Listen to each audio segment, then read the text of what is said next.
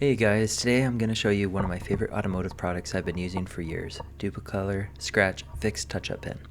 I'm about to list my Honda Odyssey for sale and I'm looking to present it in the best light possible. I've been steam cleaning the interior in Ninja Bay, cleaning nooks that haven't been touched for a long time, but in my opinion one of the least expensive fixes to a car's appearance is to take care of nicks and scratches. In today's video I'll show you how I've done it. I also have some scratches I repaired 9 years ago that we'll review to see how they're holding up all these years later. Alright, here's a Duplicolor touch-up pen. It cost me $16 from Amazon. My local O'Reilly Auto Parts had it for $22. Out of the box you have this weird plastic support that makes the product look like a rocket. Take this off and throw it away. Next, shake the pen for a solid 30 seconds. The pen comes with an abrasive tip that helps remove loose paint and rust. It has a pen tip for fine scratches and a brush end for larger chips. You'll see me use this mostly. It also has a clear coat to seal and protect.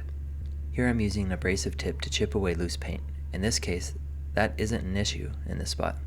Next I take the brush and pull it out. Before applying I wipe the brush off of some of the paint as it's too loaded.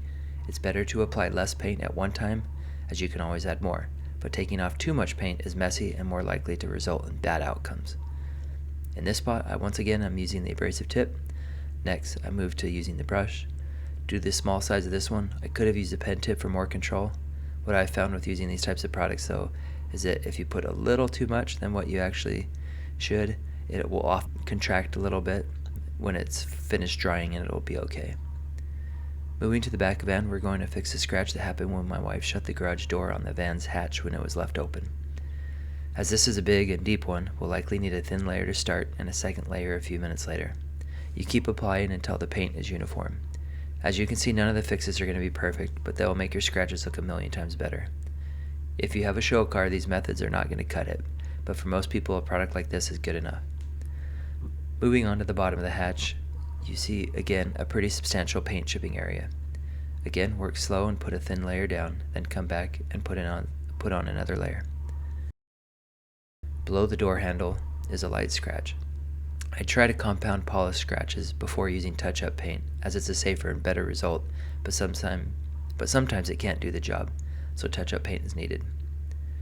The last section is the hood where the rock chips have accumulated over years of highway driving. You'll want to clean off the bug guts first.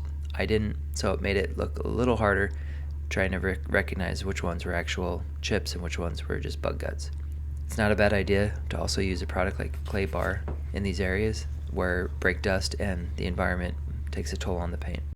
Do you want to look at a spot that I touched up when I bought the vehicle like 6 or 7 years ago? It's here, here, and here. There's a scrape of some sort.